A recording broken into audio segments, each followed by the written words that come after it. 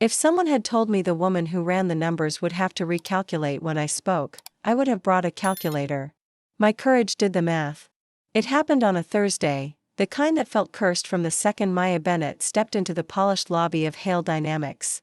The sky hung dull and gray. Traffic had been brutal. And the instant she pushed through the glass doors, she knew her boss would be in one of those moods. What she couldn't guess was that before the day ended, she'd do something so audacious, so unlike her, that it would leave her arrogant, untouchable boss, Serena Hale, genuinely speechless.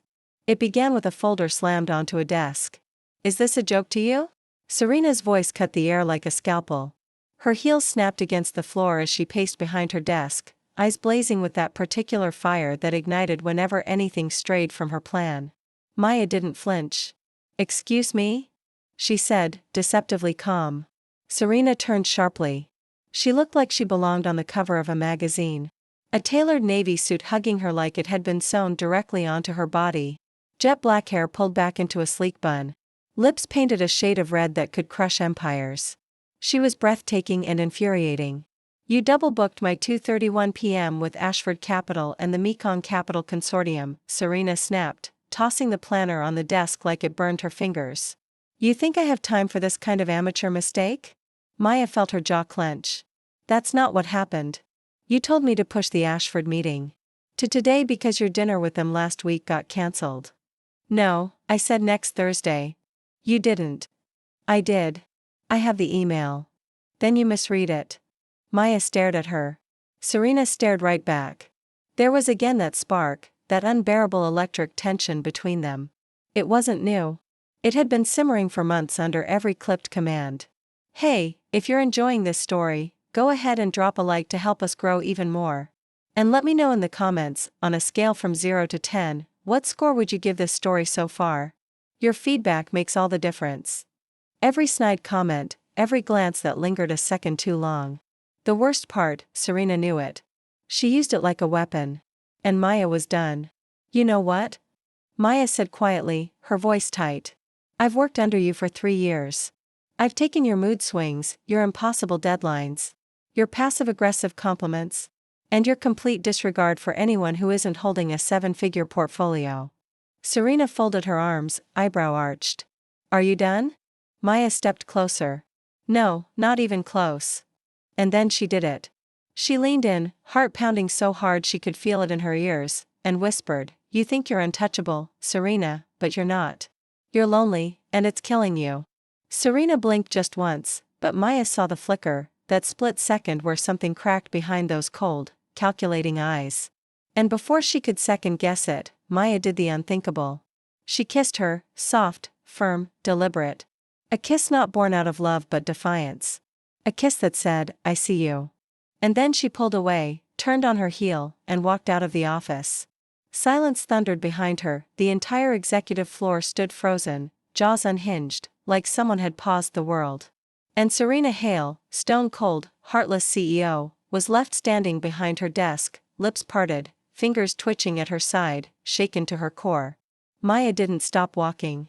Not when the elevator doors closed behind her. Not when the cold air slapped her face outside the building.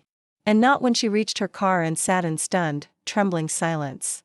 What had she just done? 3 years of discipline blown apart in one moment of raw explosive clarity. But even through the panic, something darker coiled in her chest, satisfaction, power, and a deep, undeniable thrill. Because for the first time in 3 years, Serena Hale was no longer the one in control. Serena Hale didn't move. Not for a full minute after Maya Bennett walked out of her office like a storm wrapped in heels and defiance.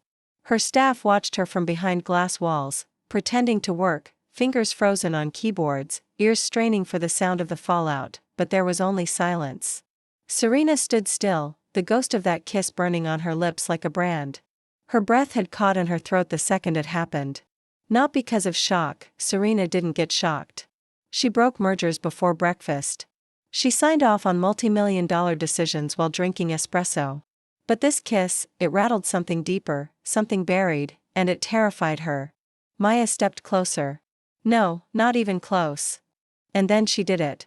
She leaned in, heart pounding so hard she could feel it in her ears, and whispered, "You think you're untouchable, Serena, but you're not. You're lonely, and it's killing you. Serena blinked just once, but Maya saw the flicker, that split second where something cracked behind those cold, calculating eyes. And before she could second guess it, Maya did the unthinkable.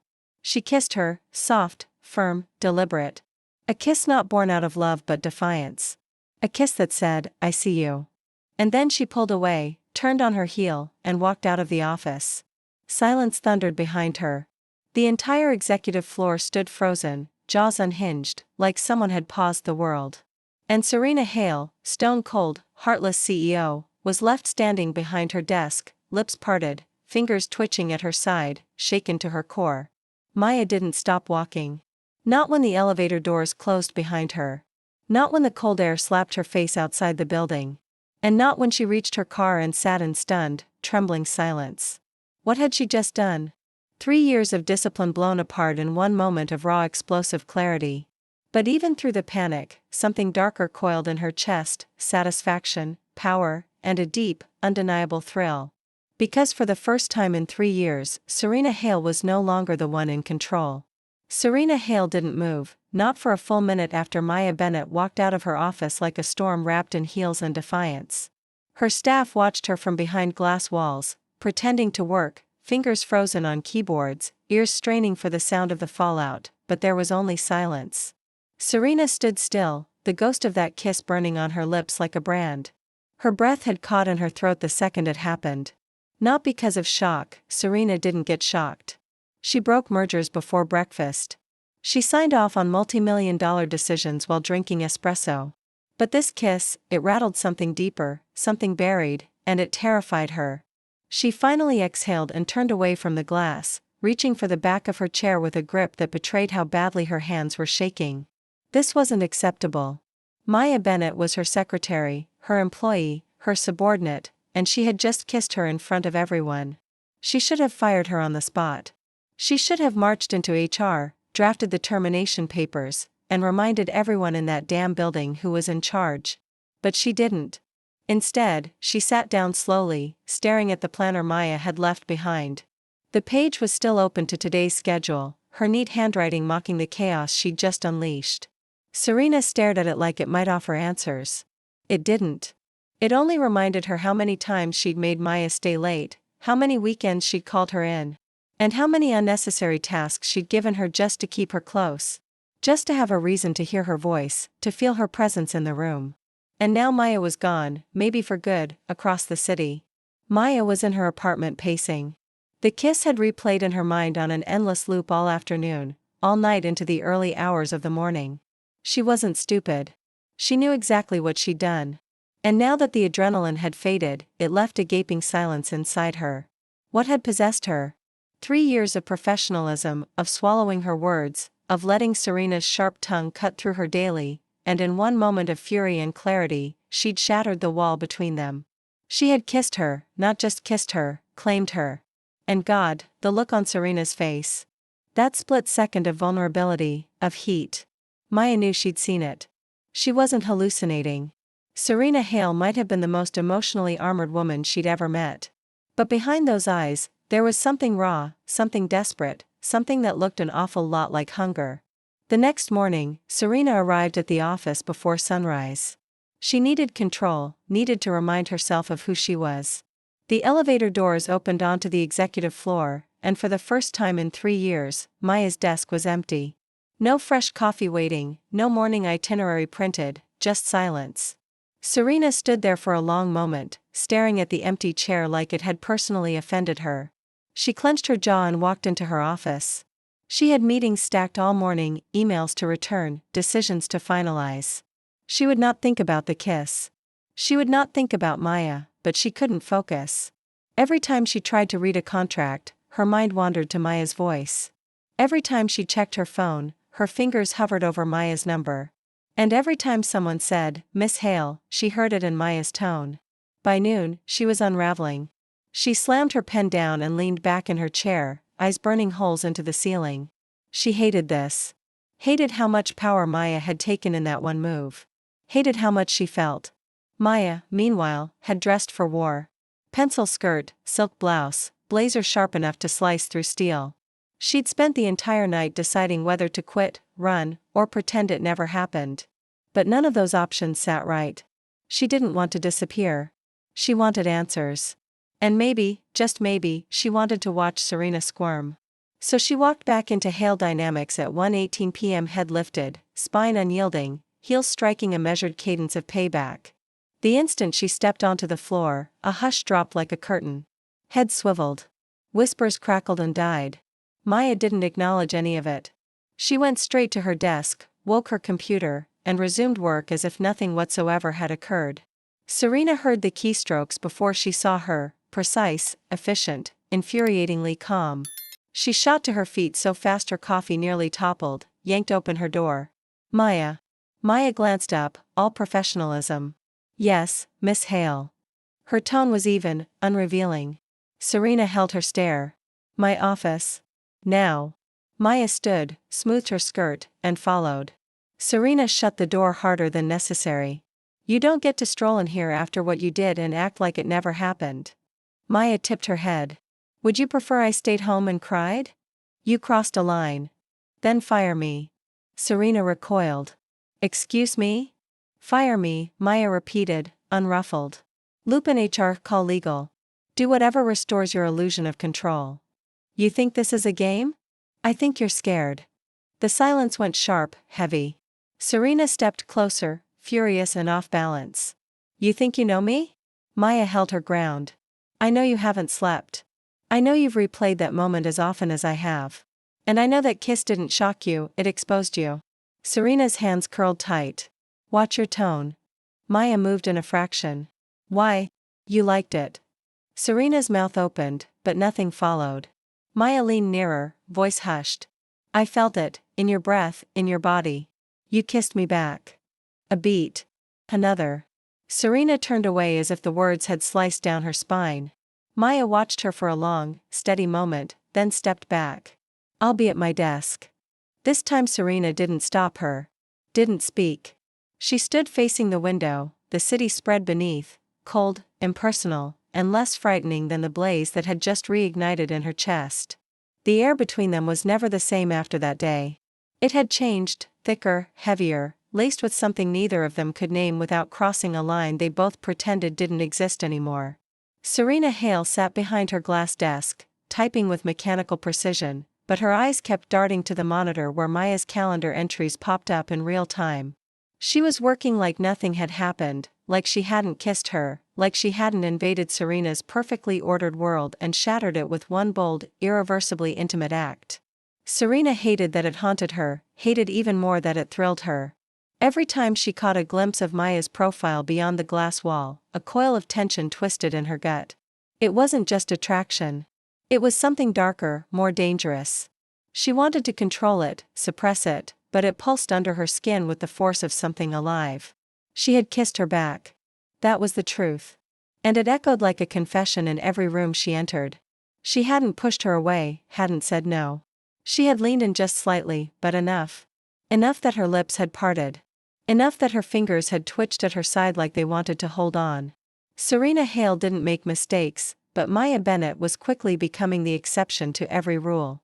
Meanwhile, Maya was on autopilot, but inside she was on fire.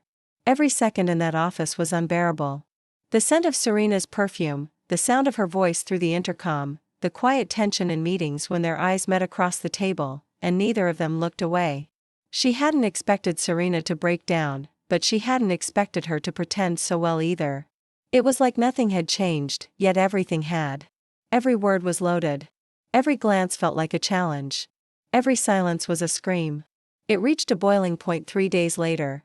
They were in a private Alder conference suite reviewing confidential contracts for a merger that required discretion and absolute focus. Only the two of them. Maya stood across the table, tablet in hand, presenting her notes. Serena listened with the same icy calm, but her gaze was unrelenting. Page 14 outlines the final terms. I flagged the clause about executive profit sharing. There's a discrepancy between internal compensation reports and what's listed here. Maya's voice was steady, sharp, professional. Serena didn't respond immediately. She simply stood, walked around the table slowly, her footsteps echoing against the hardwood floor. You've been thorough, she said finally, standing directly beside her. Now. Maya didn't move. It's my job. Is it? Yes, and I'm good at it. Serena's voice dropped. That's not the part I'm questioning. Maya turned to face her, pulse accelerating. Then what are you questioning? Serena's gaze dropped to her lips. Your judgment for kissing you? For thinking you could walk away from it like it meant nothing? Maya's breath caught. Her body tensed, but she didn't look away. It didn't mean nothing. Serena's jaw clenched. That's the problem. There was a pause long enough for the tension to shift from thick to suffocating. You're my boss, Maya whispered. You're not supposed to want me. Serena's eyes burned into hers. And yet I do. The silence cracked like lightning. For a moment, Maya thought Serena would touch her, but she didn't. She pulled back like she was afraid of what might happen if she did. We can't, she said, voice low and ragged. We shouldn't. Maya nodded slowly. Then say it. Say you don't want me. Serena's lips parted, but no sound came out. She couldn't say it because it wasn't true. Maya stepped closer, just enough to make her point. If you can't say it, don't expect me to pretend. Serena looked away first, and that was all the answer Maya needed. That night, Serena sat in her penthouse apartment, glass of wine untouched, staring out over the skyline she used to find comforting. But the lights meant nothing now. The silence was deafening. She replayed every second in that altar conference suite. Every word Maya had said. Say you don't want me. God, she wanted her. Not just physically, though that part was undeniable, but something deeper, something infuriatingly intimate. Maya knew her in a way no one else did. Knew how to get under her skin. Knew what to say to peel back the armor. And worst of all, Serena couldn't stop her. She didn't want to stop her. Meanwhile, Maya lay in bed, eyes open, staring at the ceiling like it might offer answers. But all it did was reflect the same aching question. What now? She didn't regret the kiss. She didn't regret coming back. But she was tired. Tired of pretending that what passed between them was just tension. Tired of pretending that the fire wasn't mutual. She knew Serena wanted her. She had seen it, felt it, but knowing it wasn't the same as having it. And until Serena made a choice, truly, finally, Maya wasn't going to make another move. The next day was colder. Not just the weather, but between them. Serena barely looked at her. Maya didn't push. The games were on pause, but the energy between them was still volatile, electric, waiting for a spark. And it would come because neither of them was built to hold back forever. Not when desire had already crossed the line. Not when longing had already turned into something neither of them could name without burning. Maya didn't expect the gala invitation. It arrived on her desk late Friday afternoon, sealed with the Hale Dynamics crest, her name written in Serena's unmistakable handwriting, precise, elegant, commanding. She stared at it for a moment, wondering if it was a trap, a peace offering, or a power move. Probably all three. The annual Hale Foundation Gala was legendary, high society, press coverage, deals made over champagne, and string quartets. Only C-suite execs and their hand-picked guests attended. Secretaries weren't on the guest list. But Maya wasn't just any secretary, and Serena wasn't just any boss. Maya opened the envelope. Inside was a single card, black tie. No excuses. That was it. No signature, no explanation, just an order dressed as an invitation. That night, Maya stood in front of her closet for an hour before pulling out the black dress, the one she'd never worn. Sleek, sculpted, barely legal. It was a risk. But then again, so was everything about Serena. If she was going to be dragged into her boss's curated world, she was going to make sure Serena felt her in every room she entered. When she walked into the ballroom, heads turned. The dress hugged every line of her body like it was molded for her. Her hair was swept into a loose updo, leaving her neck exposed, delicate gold earrings catching the soft light. But Maya wasn't looking at anyone else. Her eyes scanned until they found her, Serena, dressed in deep emerald satin that made her look otherworldly. Sharp lines, bare shoulders, lips painted like a sin waiting to happen. She was surrounded by board members, politicians, donors. But the moment she saw Maya, everything else faded. Their eyes locked across the room, and the sound of the orchestra disappeared beneath the thrum of unspoken desire. Maya smiled, subtle, dangerous. Serena's breath hitched. She excused herself from the circle of executives without apology and made her way across the ballroom like a storm in heels.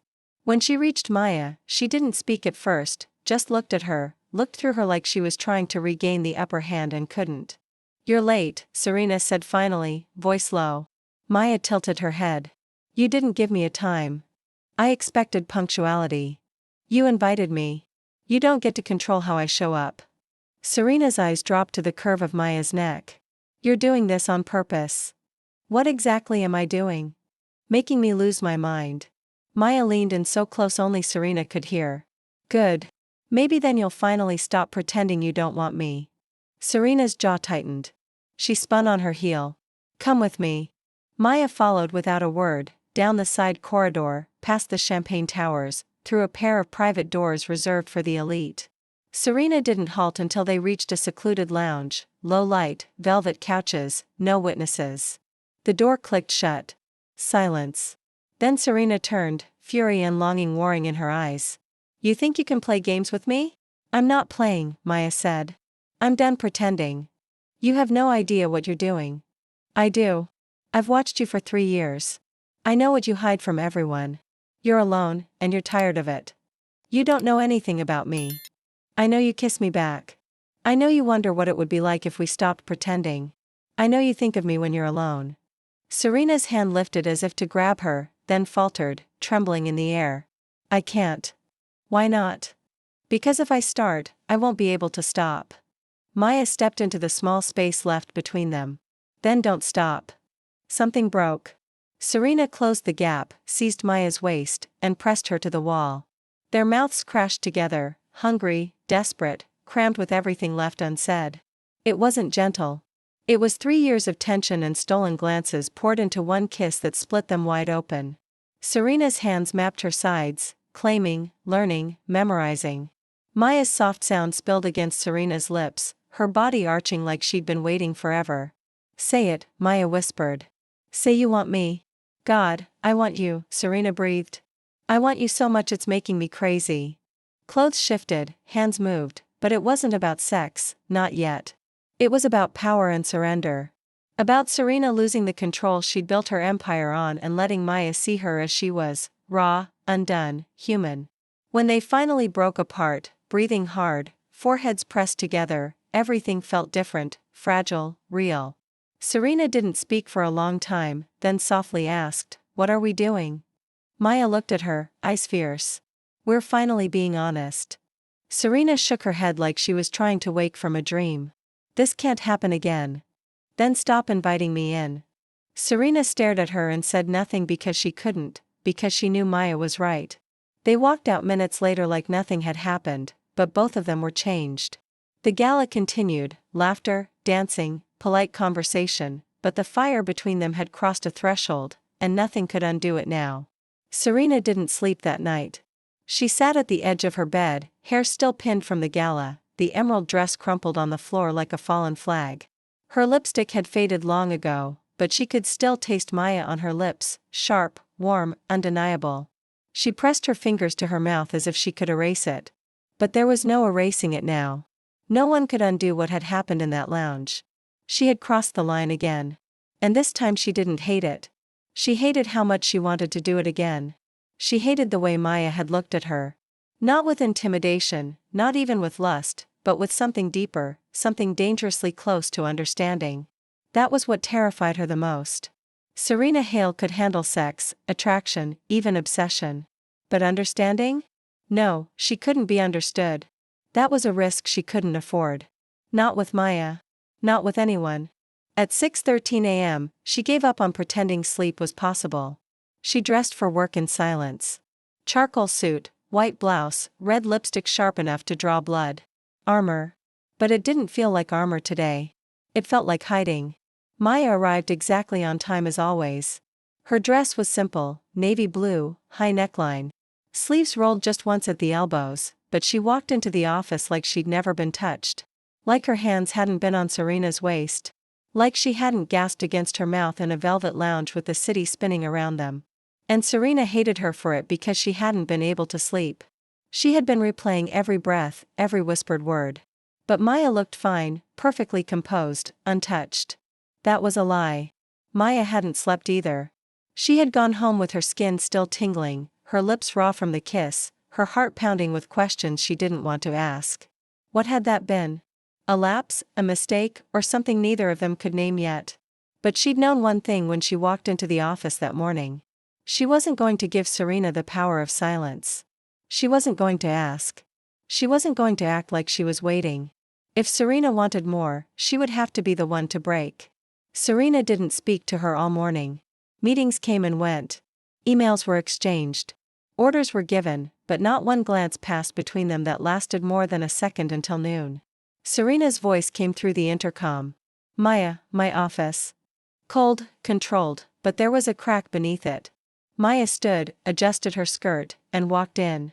Serena was standing at the window, looking out at the skyline. Close the door, she said without turning. Maya obeyed. The silence was long, too long. What happened at the gala can't happen again. Maya's heart dropped, but she didn't let it show. Understood. Serena turned then, arms crossed, eyes guarded. It was a lapse in judgment. Was it? Don't do that. Do what? Make it into something it wasn't. I'm not, Maya said. But you are, Serena's voice hardened. You work for me. I know. This isn't going to turn into some office affair. You think I'm asking for that, aren't you? Maya laughed low, bitter. You're unbelievable. You kiss me like you're starving. You whisper that you want me. And the next day you call it a lapse. Serena's face didn't move, but her eyes gave her away. It was a mistake. No, Maya said softly, stepping closer. What we did in that lounge, pretending it was a mistake. That's the real lie. Serena's throat tightened. This can't happen again. Maya stared at her, something colder settling behind her eyes. Then stop acting like it already hasn't. She turned and walked out, not waiting for a response. Serena stood frozen, breath uneven, hands trembling. She had meant every word she had to. She had rules, boundaries, reputation. But none of those things stopped her chest from aching. None of them stopped the part of her that wanted to chase after Maya. That night, Maya stayed late on purpose. Serena knew she could hear her still typing after hours, the sound maddening. She told herself not to go out there, not to look. But at 7:54 p.m., she walked out of her office. Maya was alone, the entire floor silent. She looked up as Serena approached, unreadable. Still here? Serena asked. Someone has to hold the company together, Maya said, voice even. A beat passed. Serena's eyes flicked to her lips, then back to her eyes. You think I'm a coward? No, Maya said. I think you're terrified of you. Of yourself. Serena stepped closer. Don't pretend like this is simple. It's not. It could be, Maya whispered. If you just stop fighting it. Serena looked at her like she wanted to scream or kiss her or both. You make me feel like I'm unraveling. Maybe that's the point. Serena closed her eyes. You don't understand what it would cost. Then help me understand. I can't. Can't or won't. Silence. Then Serena did something she hadn't done in years. She faltered just slightly. Her voice broke. I don't know how to want someone and not destroy it. Maya's expression softened, something tender flickering behind her walls. Then don't destroy this. For a second, it felt like the moment would break. Like Serena would reach out, admit it, let go. But instead, she turned and walked away again. Maya sat there long after she was gone. Her chest tight, her fingers still, her heart aching. Because she had seen it. Serena wanted her. But want wasn't enough. Not if fear was always going to win. Serena Hale was unraveling slowly, quietly, beautifully. No one around her seemed to notice. Her staff still obeyed. The board still praised. The investors still treated her like a deity in stilettos. But inside, everything was cracking. Every email Maya sent, every time she walked into the office without flinching. Every meeting where she sat beside her and acted like nothing had happened. Chipped away at the walls Serena had spent her entire adult life building. She was still composed, still poised, still the CEO who didn't flinch under pressure. But she wasn't sleeping. She wasn't eating properly. She wasn't functioning the way she used to. And it was all because of her.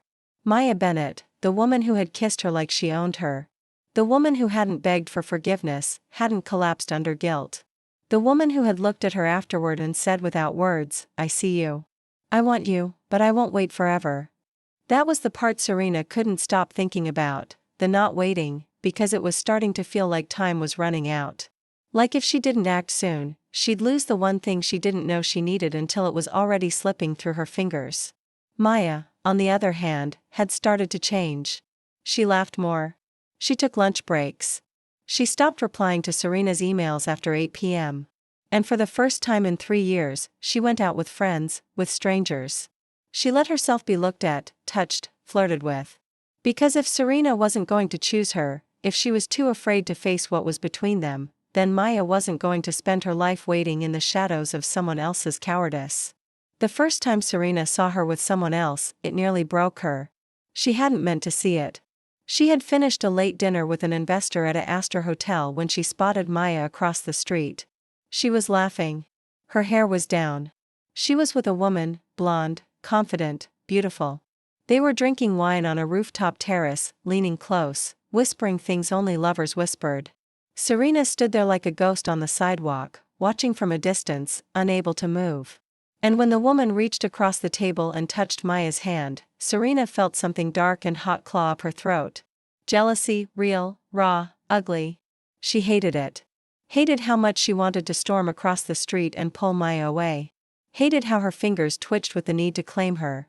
But she didn't move. She just stood there, paralyzed by the weight of her own inaction. The next morning, Maya walked into the office the same as always, composed, professional, unreadable. But Serena couldn't look at her the same way. She couldn't stop seeing that rooftop, that other woman's hand on Maya's. And suddenly it hit her like a truck to the chest. She was losing her. That night, she didn't go home. She stayed in her office long after the building had emptied, pacing like a woman possessed. She tried to work, failed. Tried to write an email, deleted it, tried to convince herself that the jealousy wasn't about Maya, but it was. It had always been about Maya. The late nights, the unreasonable demands, the excuses to keep her close. It wasn't just power. It was obsession. It was longing. It was need. And now someone else was touching what she'd never had the courage to reach for. At midnight, she cracked. She typed a message with trembling fingers, Maya, my office now. She didn't know if Maya would still be awake. She didn't know if she would come. But 5 minutes later, the elevator dinged. And there she was, in flats, no makeup, hoodie, and jeans, but still the most beautiful thing Serena had ever seen. You called? Maya asked softly, stepping inside. Serena stared at her.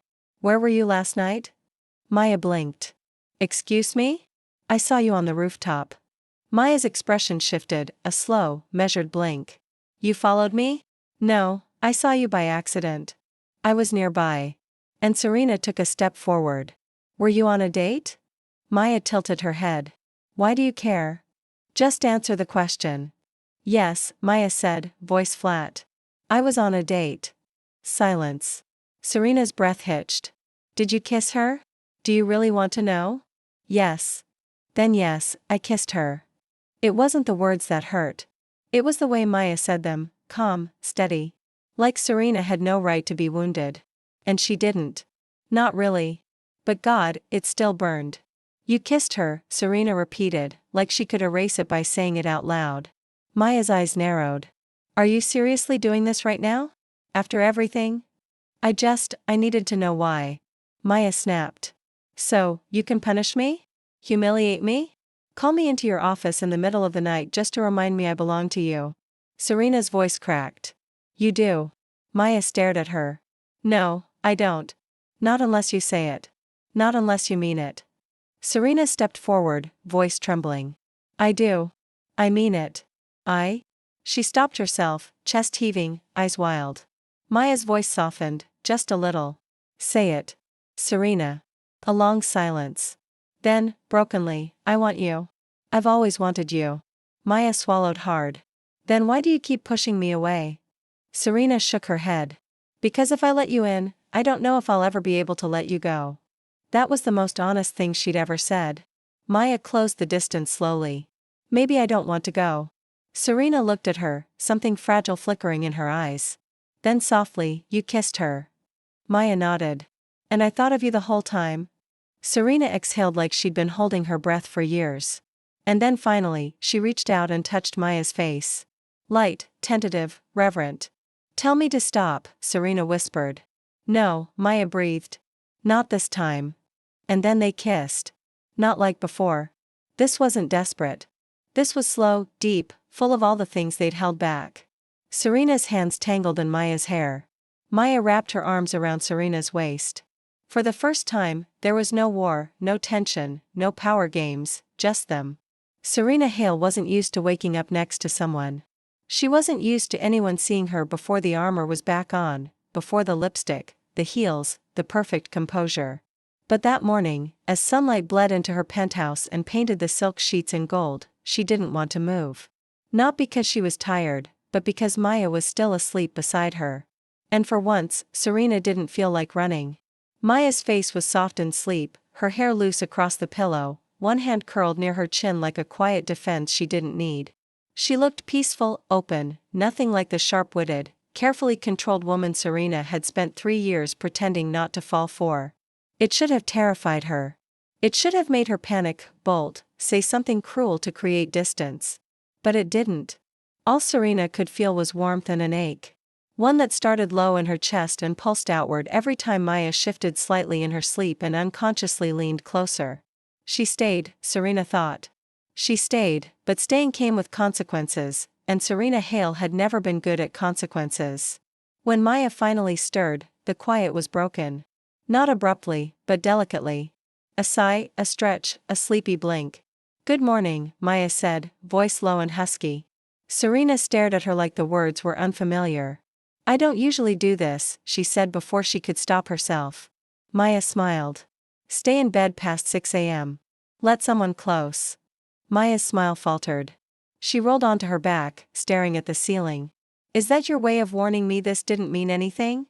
"No," Serena said quickly, too quickly. Maya turned her head. "Then what are we doing?" Serena opened her mouth, then closed it. "I don't know.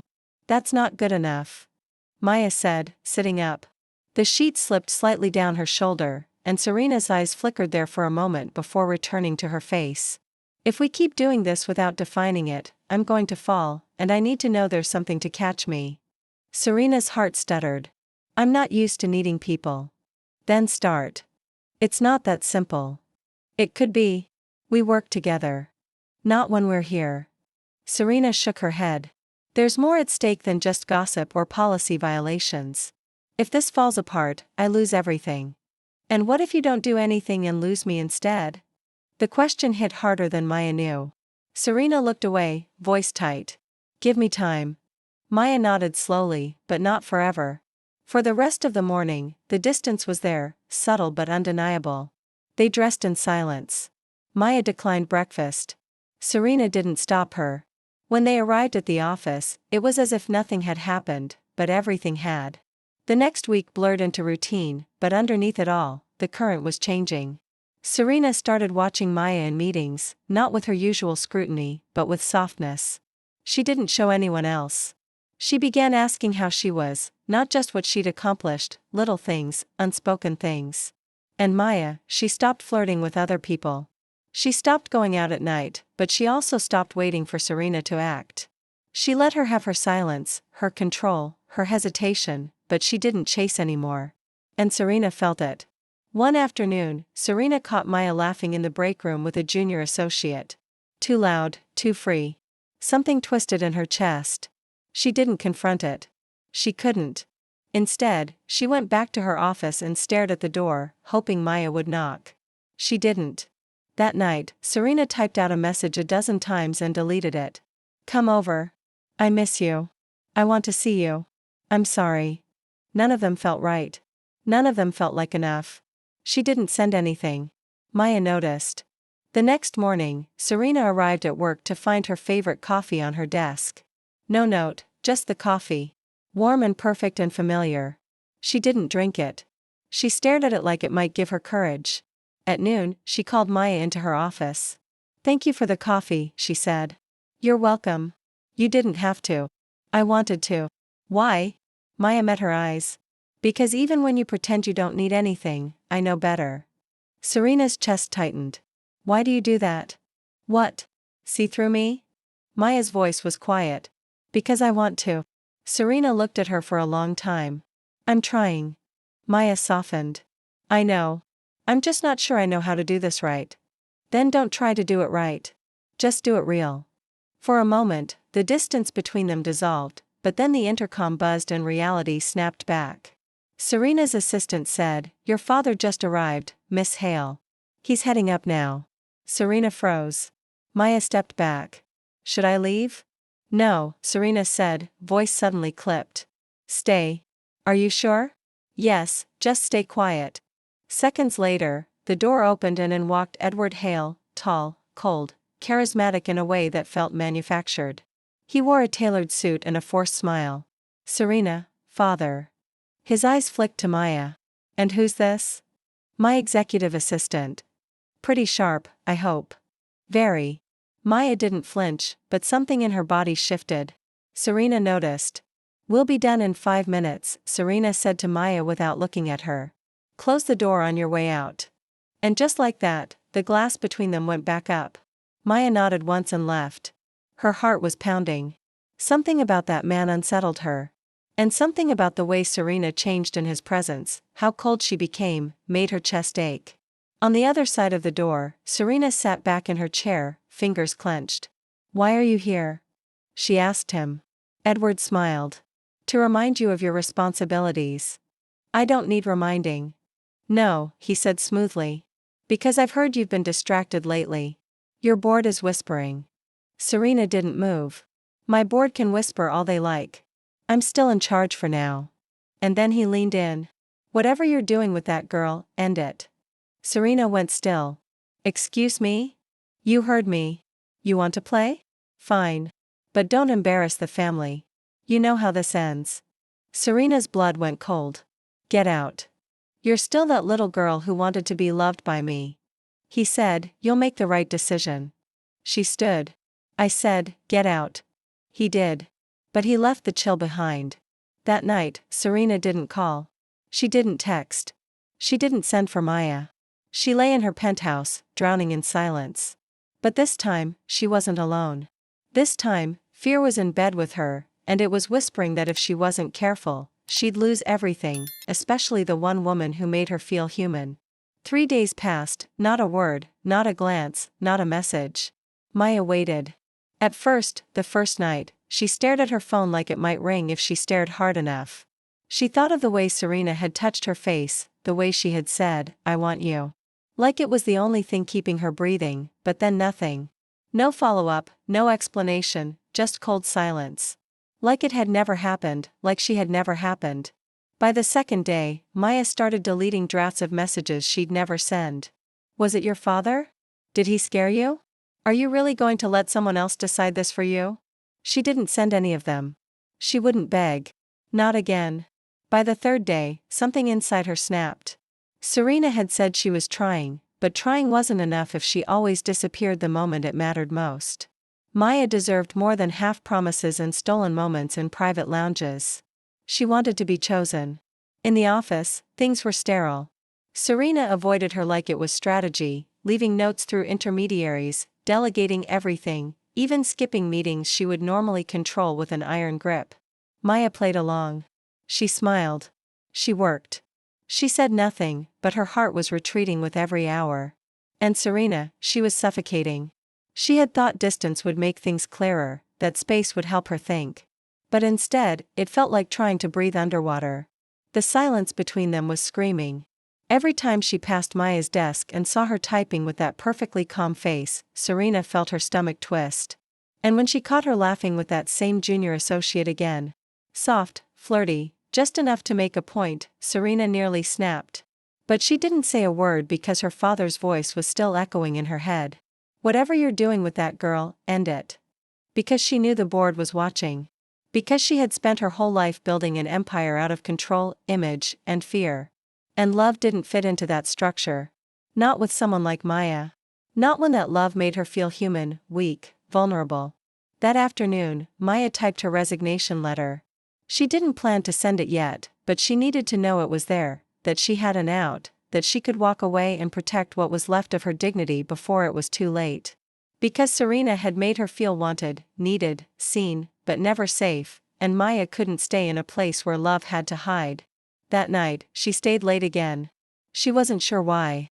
Habit, maybe, or the desperate hope that Serena would come to her office door one last time and say something, anything. But no one came. She shut off the lights herself, walked out into the cold, and took the long way home. Serena sat in her penthouse, staring out over the city like it was some battlefield she'd conquered. But tonight, she didn't feel like a queen. She felt like a coward. She remembered the way Maya had looked at her that last night, not with seduction, but with hope. And she'd let that hope die. She hadn't even fought. She picked up her phone at midnight, typed, deleted, typed again. "I'm sorry. Please come over. I need you." But none of it felt like enough. She was too late, and she knew it. The next morning, Maya walked into the office early. She placed a sealed envelope on Serena's desk. The letter inside was simple, professional, not emotional. No accusations, just closure. "Effective 2 weeks from today, I resign my position as your executive assistant. I appreciate the opportunities I've had here. I wish you and the company the best." She didn't wait to see Serena's reaction. She didn't want to. But she knew when she heard that office door open just after 8 a.m. that Serena had read it. The silence that followed was thunderous. Serena didn't call her in, didn't stop her. The message was clear. Letting her go was easier than fighting. And Maya, she'd never felt so small. By lunchtime, the whole executive floor knew. Whispers flickered like sparks. Why was she leaving? Did she get a better offer? Did something happen? But Maya kept her mouth shut. She was done protecting Serena. Done making it easier for her to disappear. That night, Serena sat in her office long after everyone left, holding the letter like it was burning her fingers. She hadn't cried in 10 years. Not since the day she signed her first acquisition and chose power over everything else. But now her throat felt tight. Her chest ached because she had finally pushed Maya too far, and there was no one else to blame. The next day, she asked her assistant to hold all calls. She sat in her office and didn't work, didn't plan, didn't perform. She just sat, remembering the kiss in the lounge, the whispered confessions, Maya's laughter, her strength, her ability to see right through Serena's walls without asking for permission. And now she was leaving because Serena hadn't been brave enough to say stay. 11 days. That's how long Serena Hale had before Maya Bennett walked out of her life for good. 11 days until the woman who had kissed her without permission, who had called her out on every mask she wore, who had touched her and meant it, who had waited far too long for something real, was gone. The resignation letter sat on her desk like a death sentence. Neat.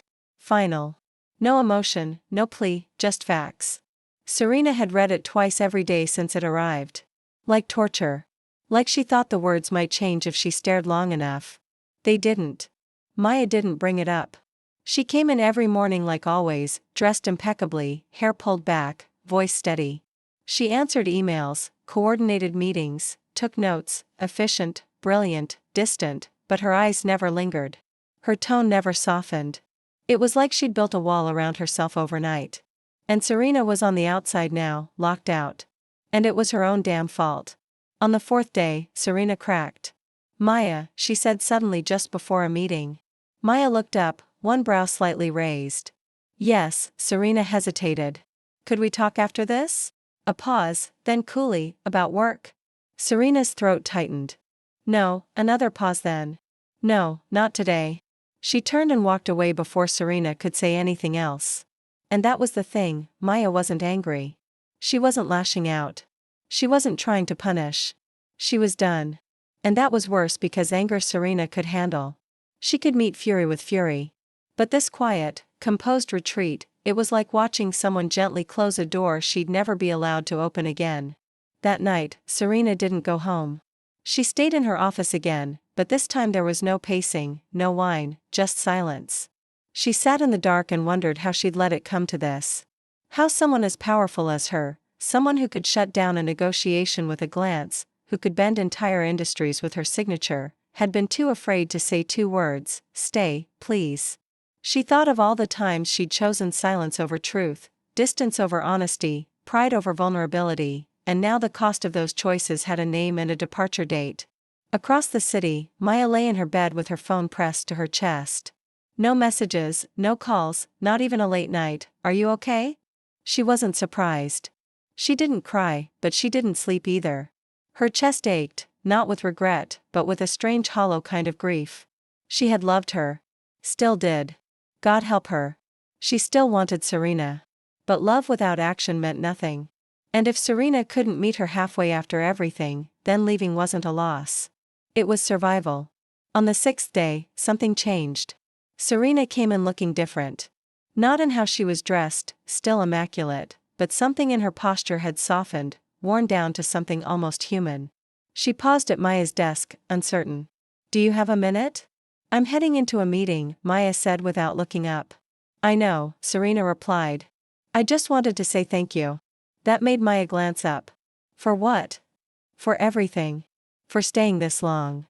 Maya's expression barely shifted, but something flickered in her eyes. "That's the first honest thing you've said to me in weeks." Serena gave a single nod and turned away. It wasn't much, but it cracked the quiet, and something in Maya shifted loose. The next day, Serena called her in, this time not about work.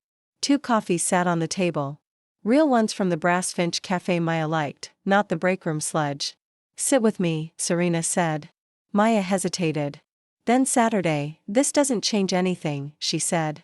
"I know. I'm still leaving." "I know. Then why do this?" Serena's voice dropped. "Because I'm not ready to let you go without at least trying." Maya stared at her. "You had months to try." "I know," Serena said again. "I was scared." "Of what?" "Of everything you make me feel. Of how much I care. Of how much it would destroy me to need you and lose you anyway." Maya's heart thudded. "So your solution was to push me away before I could leave you?" "Yes." A beat. "And I was wrong." Silence stretched taut between them. "You still don't know what you want," Maya said. "I want you. You want control." "Not anymore." "Then prove it." Serena met her eyes. "How?" "Tell someone. Stop hiding. Let someone see you want me."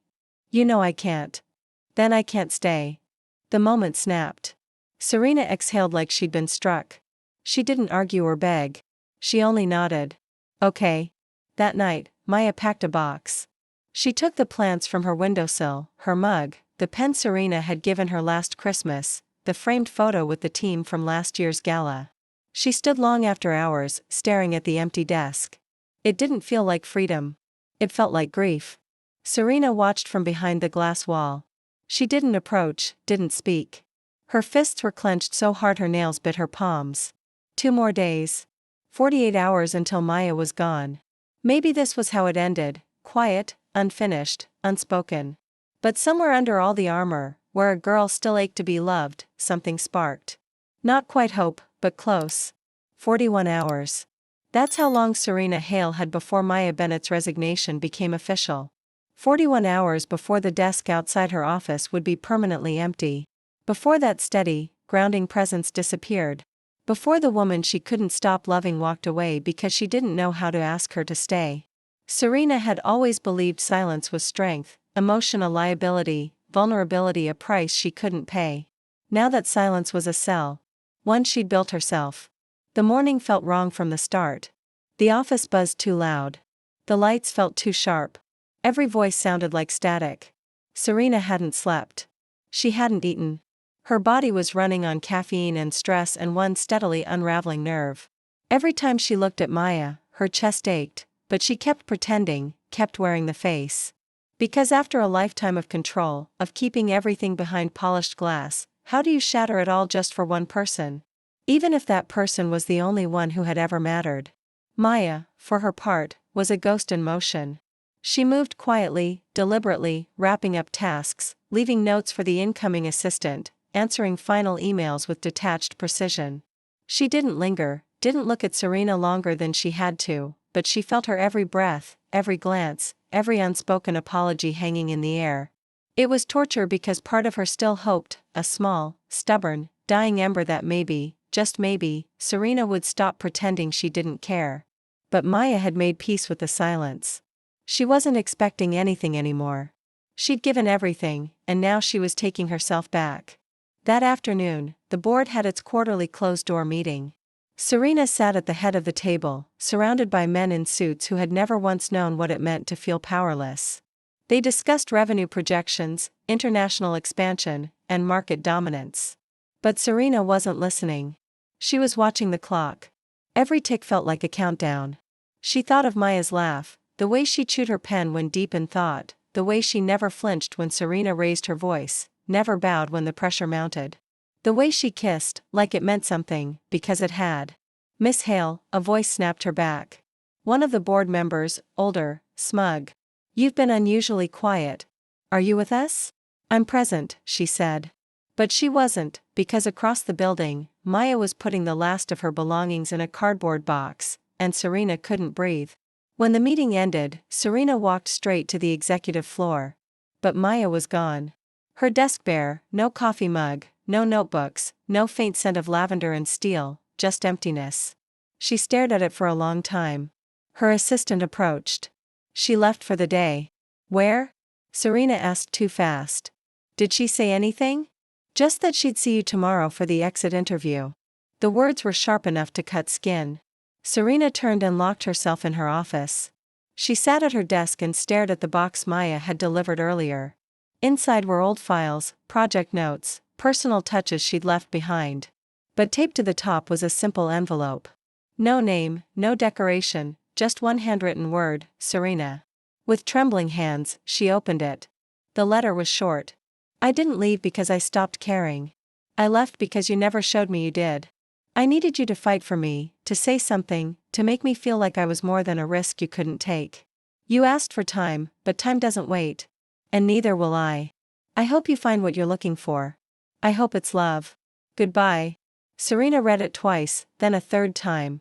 By the fourth, the words started to blur, not from fatigue, but from something deeper, something warmer. Her throat burned, her chest heaved, and for the first time in 10 years, Serena Hale cried.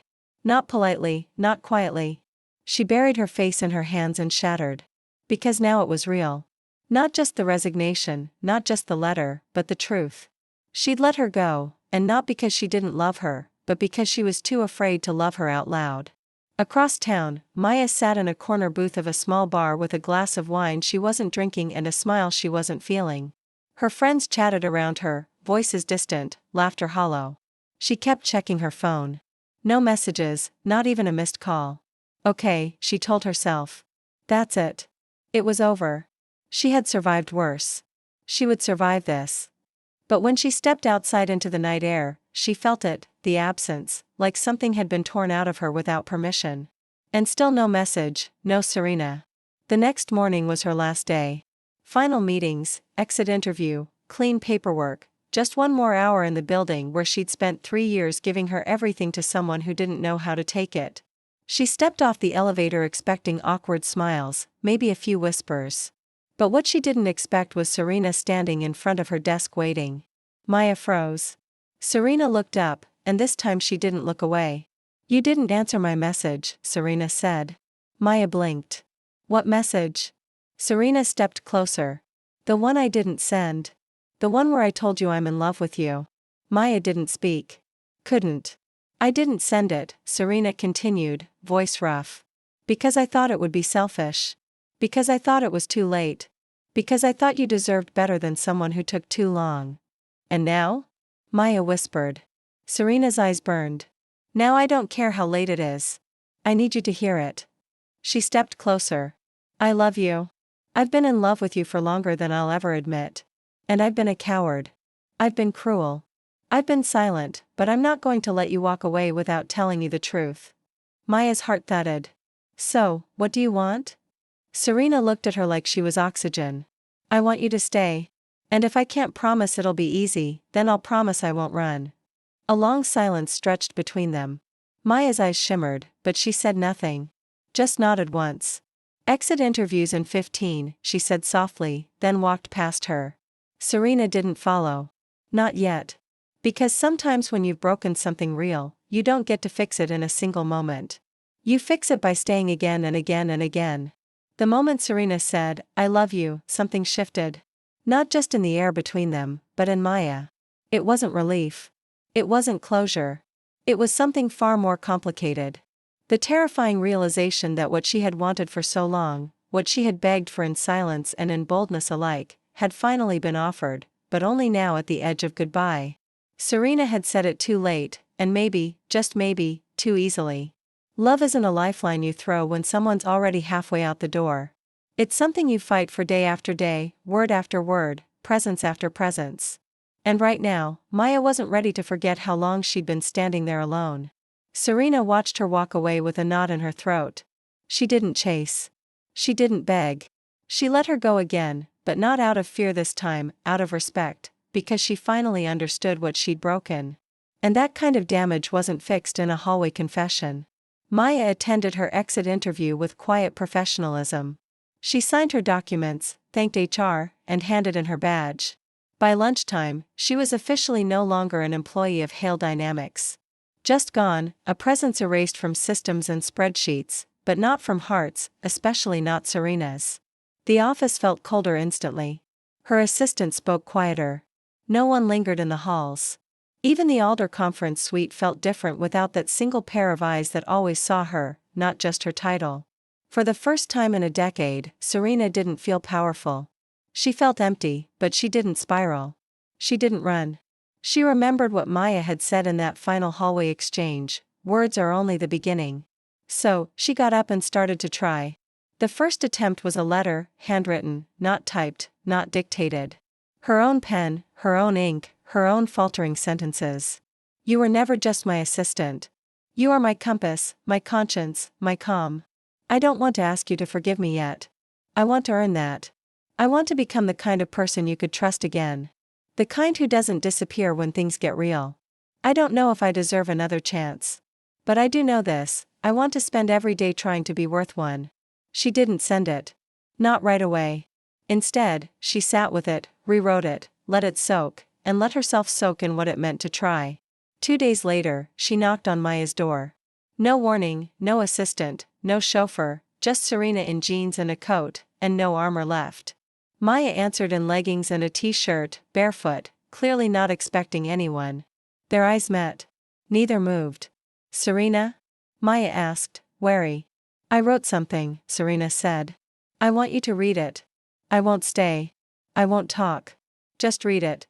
She handed over the envelope. Maya took it with careful fingers. Serena turned, walked away, and didn't look back. Inside, Maya sat on the couch and stared at the letter for 5 full minutes before opening it. And when she read it, her hands shook. It wasn't perfect. It wasn't flowery. It wasn't a grand apology. It was honest, messy, human. For the first time, she saw Serena trying not to win, not to control, but just to be real. She didn't respond. Not that night, not the next. Serena didn't expect her to, but she didn't stop. The next week, she sent coffee to Maya's door. The exact blend she liked. No note, just a small gesture. Then flowers once. Not roses, lavender. Her favorite. Then one afternoon, she showed up outside the building where Maya was doing freelance work. Not with a pitch, not to beg, just to be there. I'm not asking for anything, she said when Maya stepped outside to confront her. I'm just showing up. You said once that I disappear when it matters. I don't want to do that anymore. Maya crossed her arms. Why now? Because I'm not your boss anymore. I don't get to command your attention. I have to earn it. Maya didn't answer. But she didn't walk away either. Days passed. Messages came.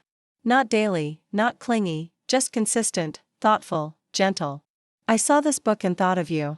You would have ripped apart the logic in this article. Reminds me of your brain. I miss hearing your voice even when you're lecturing me.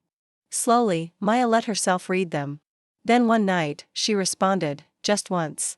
You remembered the lavender. Serena stared at the text like it was sunlight after a long storm. She didn't press, just replied, I remember everything. Maya didn't respond again, but the door had opened slightly. Barely enough. Serena didn't rush in. She respected the space. She respected her, but every day she kept showing up in small ways. And Maya started to see her. Not the boss, not the millionaire, the woman, the one trying, the one scared, the one who'd never been taught how to stay, but was finally learning. Then, 10 days after the resignation, Serena got a knock at her door. She opened it to find Maya standing there, not angry, not cold. Come? I got your letters, she said. All of them. Serena nodded. Even the one I never sent? Good. Maya stepped inside. Because I have something to say, too. Serena held her breath. Maya looked her dead in the eyes. You don't get to say you love me once and think that's enough. Serena's chest tightened. I know. Love isn't a statement. It's a choice. Daily, relentless, especially when it's hard. I'm trying to make that choice now, Serena said, her voice barely above a whisper. Then show me. A pause. Not with gifts. Not with notes. With you. Serena nodded. Okay. I'm not promising anything, Maya said. Not yet. I'm not asking for a promise, Serena said. I'm asking for a chance to earn one. Silence stretched between them. Not awkward, not painful, just full. And then for the first time since that velvet lounge, Maya stepped forward and touched Serena's hand. The first time Maya touched Serena's hand again, it felt like forgiveness hadn't arrived, but was finally on its way. It wasn't a kiss. It wasn't a promise. It wasn't a surrender. It was an opening, a single cautious step into something that might become real if they didn't rush it. Serena stood frozen as their fingers touched. Not tightly, not possessively, gently. She didn't speak, didn't move. She just looked down at Maya's hand resting lightly over hers as if it were the most fragile thing in the world. Because it was. This isn't me coming back, Maya had said softly. This is me giving you the space to show me that I should. Serena nodded. Then I'll show you. Over the next weeks, she did. Not with grand gestures. Serena Hale could buy cities. But Maya Bennett wasn't a woman who could be bought. She had learned that lesson the hard way. So, she chose another strategy, one that scared her more than anything else: consistency. She called when she said she would. She showed up when she was needed. She didn't cancel. She didn't ghost. She didn't run. She was, for the first time in her adult life, present. And not just professionally, but emotionally, intimately. She let Maya see her without the perfect clothes, the flawless posture, the guarded smile. They started seeing each other again. Not like lovers, not like strangers, but like something in between. Like a slow-burning question neither of them could stop asking: can we really do this differently? Their first dinner was awkward. Serena didn't know what to wear, so she wore something simple, a soft gray sweater, jeans, her hair loose. She felt exposed. Maya showed up in black boots and a leather jacket, no makeup, hair in a braid. You look nervous, Maya said, sliding into the booth. I am, Serena admitted. That's new, Maya replied. It's honest, Serena said. And that was the beginning. The walls didn't fall in a dramatic crash. They didn't throw themselves into each other's arms. There were no rushed declarations. What there was instead was space, grace, time. They sat and talked about books, about the day, about a woman on the subway Maya had seen crying into a bag of pretzels. They laughed quietly, carefully. It was all so tentative. But something about that made it more real than any kiss ever had. And at the end of the night, when Serena walked her to her door, she didn't ask to come in. She said, "Good night." And she left. Maya stood on the other side of the door, hand against it, wondering how it was possible to feel so raw and still safe. The second dinner was easier, the third lighter. By the fourth, Serena reached across the table slowly, and Maya didn't pull away. This scares me, Serena whispered. Maya turned her palm up, accepting her fingers. Good, she said. It means you're doing it right.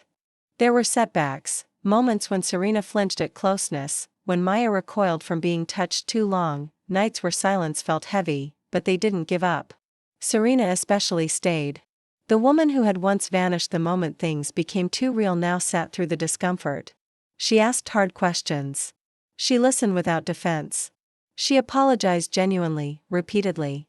She told Maya how much she admired her mind, her resilience, her ability to stand alone. She asked about her fears, her childhood, what she wanted from love, not just from them but in general.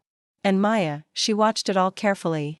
Cautiously, but with a heart that was slowly, painfully opening again, until one night.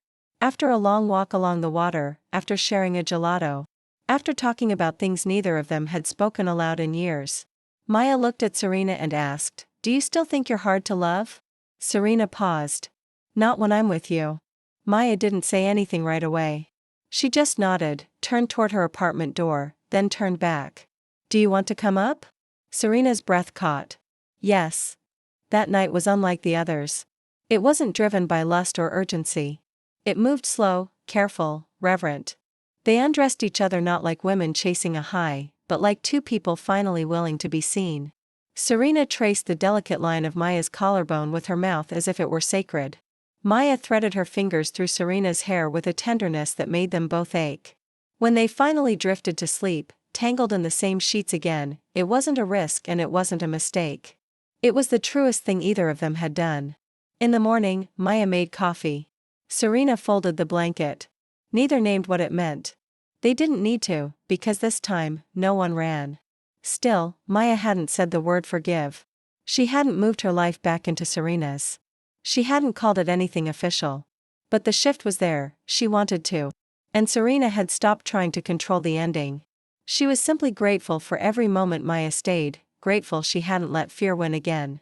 2 weeks later, one quiet afternoon in Serena's living room, books open. Half a glass of wine each, Maya glanced over and said, "You haven't asked me once if I'm coming back." "I don't want to ask," Serena said. "Why?" "Because I want you to come back on your own. Not because I begged. Not because I pushed. Because it's what you want."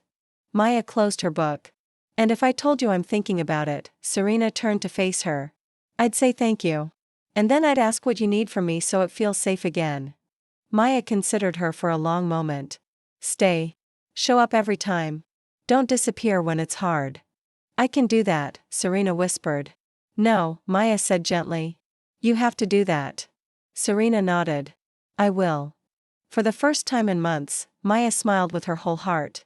They had found something like peace, not perfection or fairy tale ease, but the real, imperfect kind you earn after a storm that nearly wrecks everything. Serena no longer tried to impress her. She put down the masks, stopped using silence as armor. She learned how to say, "I was wrong."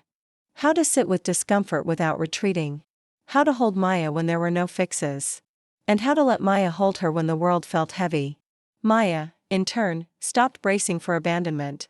She didn't flinch at soft words or doubt the consistency she once believed Serena couldn't give. She had her own space, her own cadence, her own identity, and Serena no longer threatened it. She supported it. They weren't flawless. There were days of misread signals, sharp words, and quiet turns away.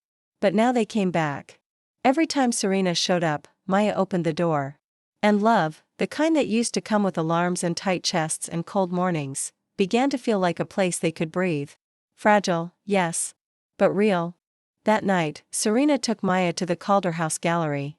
Not a corporate function, not a client obligation, something personal, art, wine, candlelight. She stood beside Maya not like a secret, but like someone who belonged. She introduced her as someone very important to me. She didn't flinch at second looks, didn't lower her voice, didn't let go of Maya's hand. Maya didn't say it out loud, but she felt it settle deep in her chest. This was what it meant to be chosen. Not hidden. Not conditional. Not almost. They left the gallery with quiet smiles and an unspoken sense that this was right. Serena walked Maya to her apartment and lingered outside the door. "I didn't think I'd ever have this," Serena said. "Not with anyone, but especially not with someone who knew the worst of me." "You weren't the worst," Maya replied gently. "You were scared and hurting and too proud to ask for what you needed." "And now?" Serena asked. "Now," Maya said, brushing a hand against her cheek. "You ask, and I'm still here." Serena didn't kiss her. Not right away. She just leaned in and rested her forehead against Maya's, breathing her in. "Thank you for not letting me ruin us completely." "You came back," Maya whispered. "That saved us more than anything else." The kiss that followed wasn't desperate. It was full, warm, real. But love is rarely linear. And just when it starts to feel safe, the past has a way of testing how much you've really changed. It started with an email from the board, a reminder about the annual shareholders conference. Serena had known it was coming, but this year she had plans to finally go as herself. No dates to impress investors. No manufactured image. She wanted to bring Maya, not as an assistant, not as a roomer, but as her partner. Maya hesitated when Serena asked, "You want to take me there?" "I don't want to take you," Serena said. "I want to be there with you." "You know what they'll say." "Let them." Maya's heart squeezed. "Serena, this is bigger than gossip. These people, you've spent your entire career trying to prove yourself in front of them. I don't want to be the thing they use to question your worth. You're not a liability, Maya. You're my choice." That should have been enough. For a moment, it was until the call came. Edward Hale, her father again. Serena didn't answer the first 2 times, but the 3rd time, she picked up. "If this is about the conference," she said immediately, "I'm not interested in your opinion." "You should be," he replied coolly. "Because your board is. They've been asking questions. Let them about her." Serena went still. Maya is not up for discussion. She's the reason your image is cracking. "No," Serena said, voice shaking. "You are because I let you convince me that love was weakness. That meeting someone made me less. You were wrong. You'll regret this." "Maybe, but I won't regret her." She hung up, hands shaking, breath shallow. Maya wasn't in the room, but somehow she had never felt closer. The night before the conference, Serena stood in front of the mirror, adjusting her cufflinks. Her nerves were quiet, focused. She was going to walk into that room with Maya. She was going to look every man in the eye and let them know she was no longer asking for permission to be herself. She didn't need their approval. She needed her. Maya stepped out of the bedroom in a black dress that made Serena forget how to speak. "Still sure about this?" Maya asked, half teasing, half fearful. Serena walked over, took her hand, kissed it. "No." Maya blinked. "No." Serena smiled. "I'm not sure. I'm terrified, but I'm still doing it because that's what this means now. We don't wait until we're certain. We show up even when it's messy." Maya's eyes shimmered. "Okay, then." She kissed her gently. "Let's be messy together." The conference was tense. Eyes followed them. Conversations paused. Some smiles were tight. Some were real. But Serena never let go of Maya's hand. Not once. At the reception dinner, an older board member made a pointed comment. "You used to be more discreet, Serena." She smiled. "I used to be less brave." Later, Maya stepped away to use the restroom. Serena waited by the bar, swirling her drink. Her phone buzzed. Another message from her father. Still time to correct this mistake. She deleted it without reading the rest. But when she turned around, Maya was gone. Not from the building, just from view, not answering her phone, not in the ballroom, not outside. Panic prickled under Serena's skin until she found her alone on the rooftop balcony, hands braced on the railing, head down. "Maya." Serena rushed over. Maya turned slowly. "I just needed air. You scared me." Maya's voice cracked. "You've never looked at me the way you did in there." "How did I look?" "Like you were trying not to flinch. Like you were bracing for impact." Serena stepped closer. "I was, but not from you. From them, from what I've let them represent all my life. I don't want to be the reason you lose everything you built." Serena cupped her face. "You're not the reason I lose anything. You're the reason I finally know what matters." Maya blinked fast. "Don't say that unless you mean it." "I do." "Then stop looking like you're scared to choose me." Serena let the silence sit. "Then, okay." Maya frowned. "Okay, I'm not scared anymore." "Prove it." Serena looked around the empty balcony. Then, in heels and diamonds and a silk blazer worth more than most people's rent, she pulled Maya into her arms and kissed her. Slow, bold, unapologetic. Anyone could have walked out. Anyone could have seen. And Serena didn't care. Maya melted into her finally and whispered, "Okay, maybe I believe you now." Serena smiled against her mouth. "Then let me keep showing you." They didn't talk about the kiss right away. The one on the rooftop. The one where Serena Hale had kissed Maya Bennett in front of the world. Or at least the people who used to be her world. But they didn't have to talk about it because everything changed after that. There was no more pretending, no more hesitating, no more stepping back at the first sign of risk. That kiss had been a declaration. Serena's silence, once a shield, had turned into clarity. Her father's voice didn't matter anymore. The board's whispers didn't matter. Her fear didn't matter. Maya mattered. And for the first time, she was acting like it. They went home together that night. No guilt, no unfinished sentences, just two women finally existing in the space they'd both been afraid to occupy fully. In the morning, Serena cooked breakfast, burnt the toast. Maya laughed, sat on the counter, and said, "You know you can order a 5-star brunch from your phone, right?" "That's not the point," Serena said, throwing the pan in the sink and grabbing the jam. "Anyway, then what is?" Maya asked, grinning. "I want you to wake up in a space I made for you, not one I just paid for." Maya didn't answer. She just pulled her in and kissed her like maybe she was already home. For days, the world fell quiet around them. They shared morning routines, grocery lists, long conversations in bed. They talked about things they'd never voiced out loud. Serena's childhood, Maya's dreams, the quiet ache of loneliness they had both become too skilled at hiding. For the first time, love wasn't just tension and longing. It was presence, warmth, light. Maya began leaving a toothbrush at Serena's place. Serena cleared space in her closet without being asked. They didn't label it. They didn't need to. But life doesn't pause just because two people fall in love. And some consequences don't vanish when you're finally ready to face them. On a Thursday morning, Serena was called into a board emergency meeting.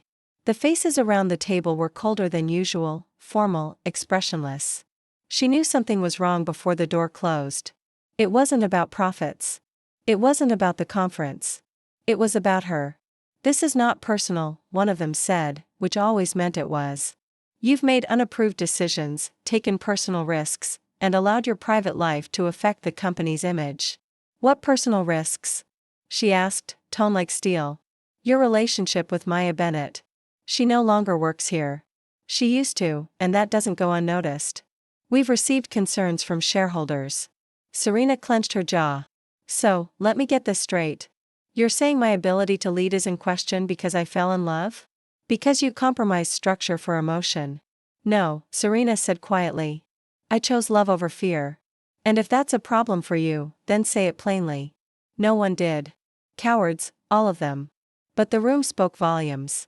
Serena left that meeting without slamming the door. But she felt something inside her crack that night. She was quiet. Maya noticed. "Something happened," she said, curled up next to her on the couch. "The board's pushing back," Serena said. "You don't have to protect me from this," Maya whispered. "I'm not afraid of being the reason they're uncomfortable." Serena turned to face her. "It's not that. I'm afraid they'll make me choose again. And I'm afraid that if I lose everything, I'll resent you for it." Maya went still. Not because of what Serena said, but because she meant it. Serena's voice broke. "And I don't want to. I don't want that to happen.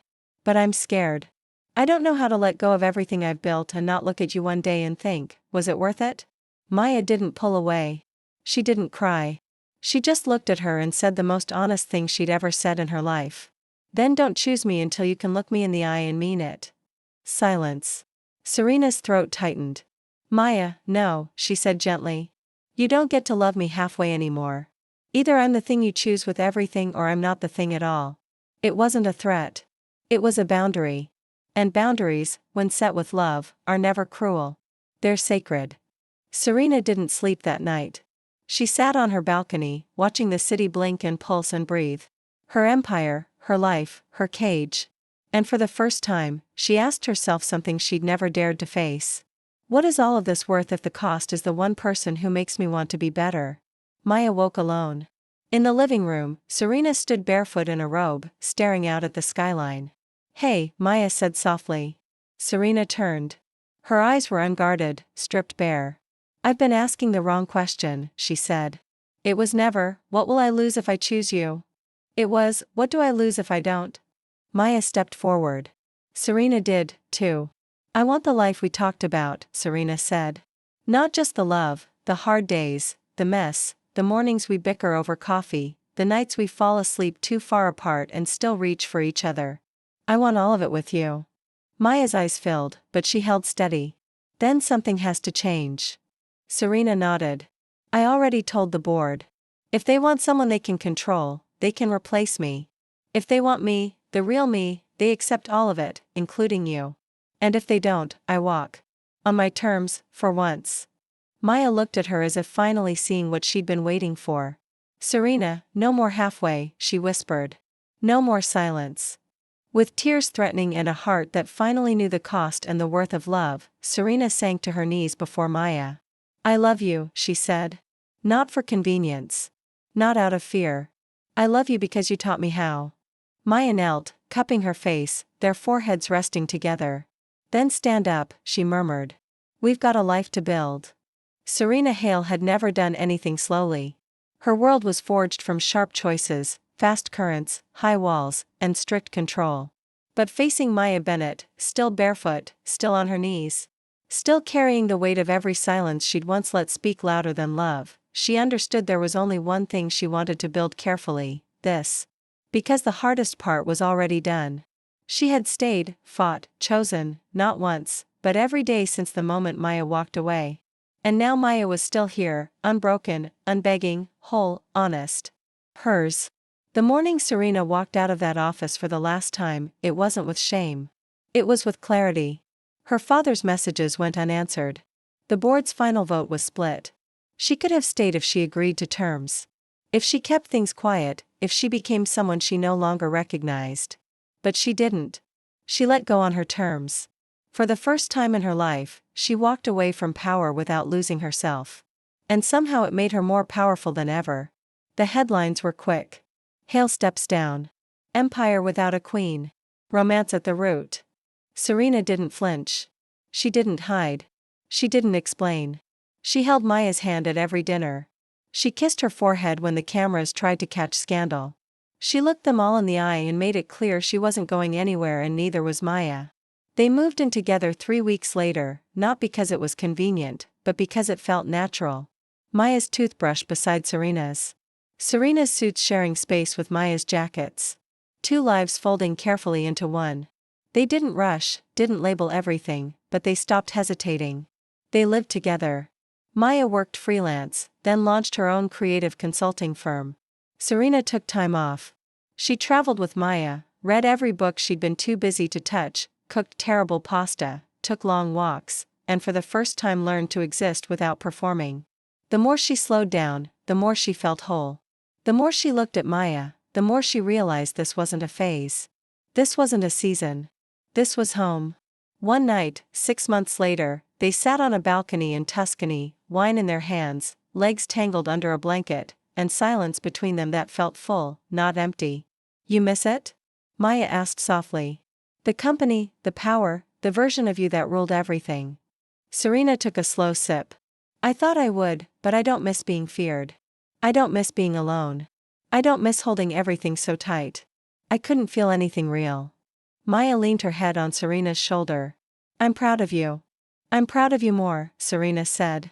"You walked away from everything I gave you and still loved me anyway." "I didn't love you for what you gave me," Maya whispered. "I loved you for what you were scared to show. And now that you show it, I love you even more." Serena turned to her. "Then marry me." The words came out like air.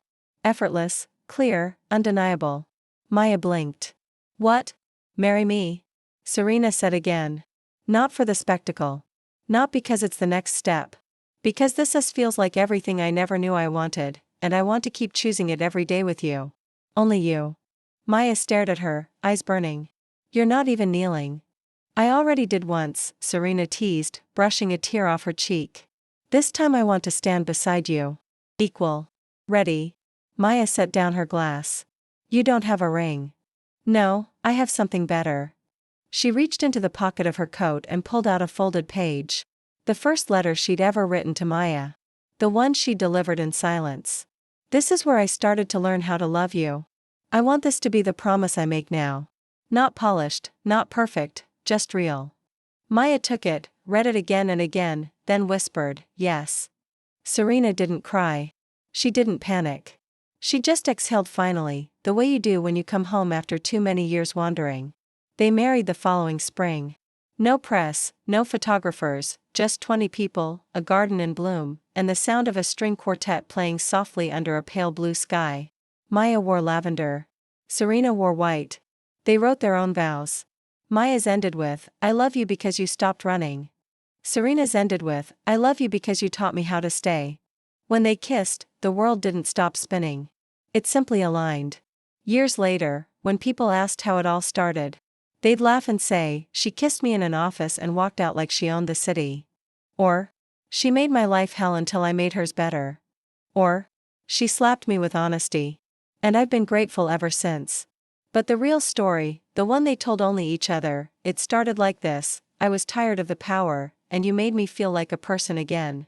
If you enjoyed this content and want to support the channel in a special way, try clicking the thanks button below. It's the one with the heart and $sign icon. With super thanks, you can make a direct contribution to the channel, which helps me keep creating awesome videos for you.